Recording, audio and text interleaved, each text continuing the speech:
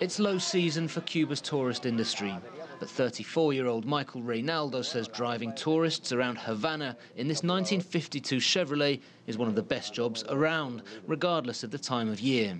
These cars are unique. In other countries are collector's items. They're not taxis like here. In Cuba, these cars were imported until 1959, but there were no more after that.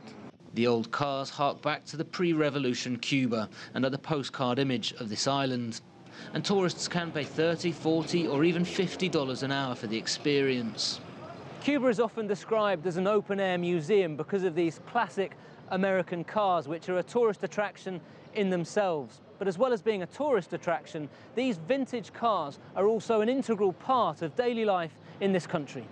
Experts estimate there are still around 70,000 1950s-era cars on the streets of Cuba.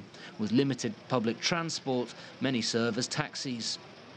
Some Cubans are classic car collectors, like Julia Medina. She found this 1958 Austin Healey in 2013 on the outskirts of Havana, and 3 mechanics spent 2 years restoring the old English car.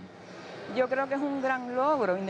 think it is important. Keeping these cars after so many years is a great achievement, despite some not having the original parts. But it has merit. Some people use them as their own car, some as a hobby, and that has a value. With little access to tools and spare parts, Cuban mechanics are renowned for their ingenuity and ability to keep these cars running. Writer and historian Marcelo Gorajuria says locals get around the US economic embargo by engaging back-channel means to secure replacement parts, often at a piece a time, from abroad.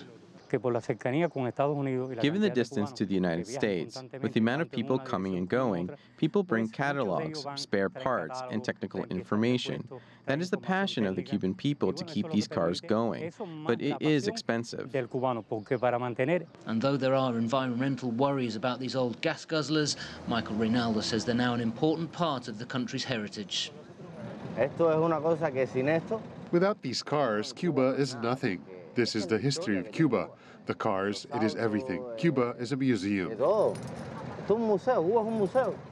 These old cars are an integral part of Cuban life, both for locals and for tourists. And with every passing year, an ever-challenging proposition for Cubans is to keep them running smoothly. Joel Richards, CGTN, Havana.